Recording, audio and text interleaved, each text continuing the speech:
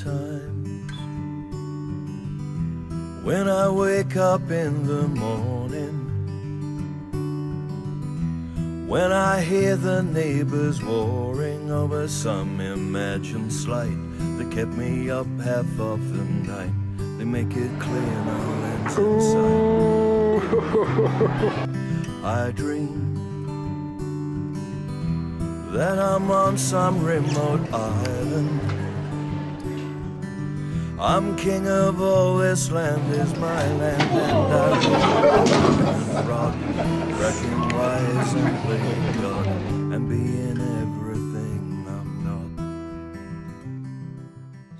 The people I wanted to use this bullet on were people from, you could call it the extreme right wing. For in recent months in all over Sweden, the racists and the neo-Nazis have been burning refugee housing, or planned refugee housing.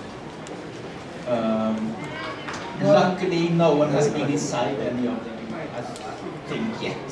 So it makes you angry. Yeah. Yeah. Stupid. Sure. And working as I do with immigrants from Iran and Afghanistan, it raises the question how do we stop them, really. I think that if you're trying to stop people from acting erratically and violently, it's a good idea to move towards creating a culture which rewards and endorses positive, like socially positive behavior, peaceful behavior. You get angry, and it's very understandable that you get angry. I think situations born out of anger, like people burning stuff down and acting out of anger and fear, it's logical that it generates more anger, but you can't really solve those kinds of situations with anger. No. You need to be You calm. can. And I've been thinking for a long time how to create an environment where people don't behave like that. I think the best thing you can do is to lead by example, and sometimes that's not going to be enough. You know, when you're talking about big groups of angry people, sort of acting under that mob mentality, sometimes leading by example is not going to be enough. You know, but it's about. It also depends on your motivations for doing things, where you're coming from when you're doing them. That can have that can really change the tone of your actions.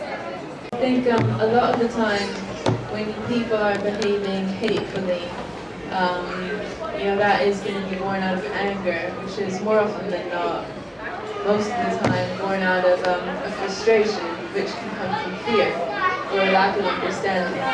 And certainly trying to facilitate understanding and can have a positive impact on those kinds of situations. Yeah, and we have been, like in Malmö, there have been lots of volunteers in the railway station now when the Syrians have arrived in not great numbers, but if you Germany, for instance. And that's encouraging that actually normal people come and help them when they arrive. Give them food and organize train tickets and help them with bureaucracy. And that is one example I can see where it's someone doing something hands-on. That's very good. Are you familiar with the concept of satyagraha? No. Satyagraha is a term coined by Gandhi, and it means non-violence or truth force. Are you familiar with the concept of non-violence? Yes, I am. What are your thoughts on it? Non-violence is, I think, of course, the best way to do things.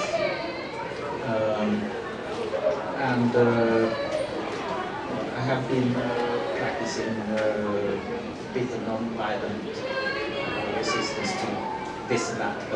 And I have been thinking a lot lately, where does non-violence become impossible?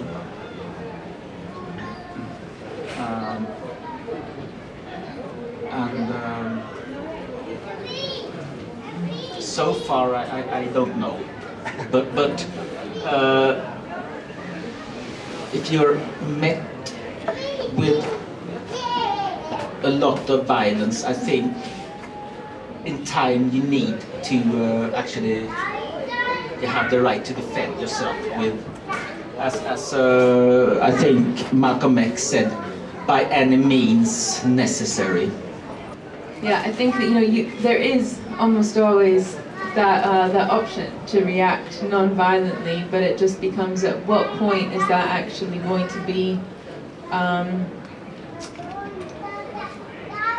a sustainable way of acting, to the point where, but there's a difference between being non-violent and being passive.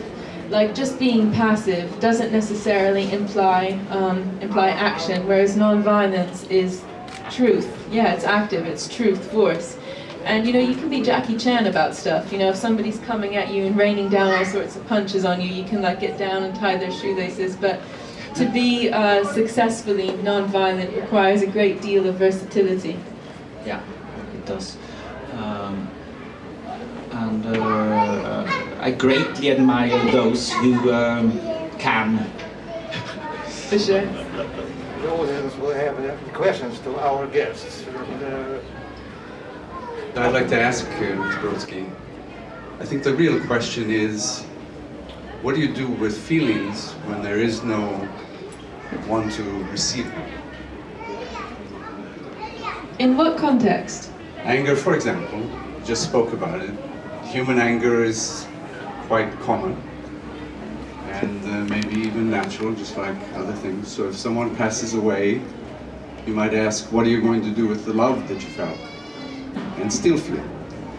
If someone arouses your anger and you would like to react non-violently, does the anger disappear? I think that in a situation where somebody does you an unkindness or an injustice or is violent towards you in some way, and you feel angry, I think that perhaps the most functional way to respond would be to use that anger and let it fortify your resolve towards non-violence. Are you going to write any more poems? Are you going to look to continue your writing? Yeah, well, I recently started going to a comic book drawing school, and I'm finding that a lot of fun and very exciting. But I have every intention of continuing to write if ideas keep coming to me.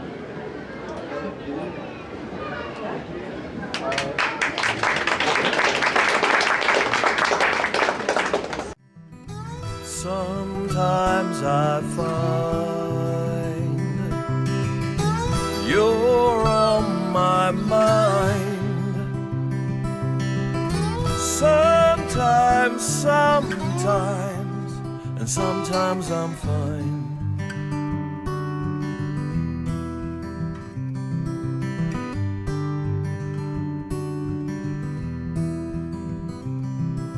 Somehow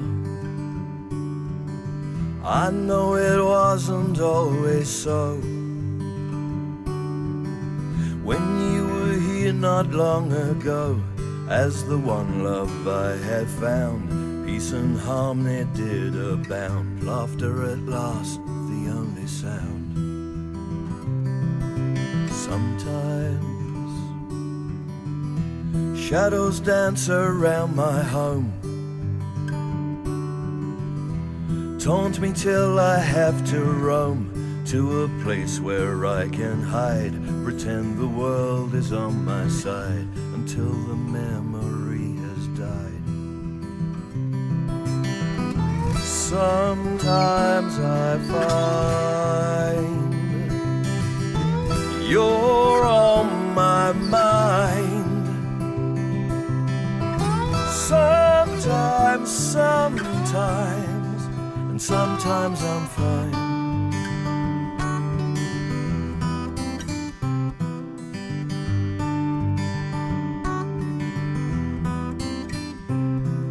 Sometimes, when my mind is free to wander, I'll indulge myself to ponder on the things that I most miss, the very life, the very bliss, the very memory of each kiss. Nighttime has a tendency to try me, feeling life is passing by me. Can't the gods contrive to send a blessing? Only they can render your loving arms so tender. Sometimes I find you're on my mind. Sometimes, and sometimes I'm fine. Sometimes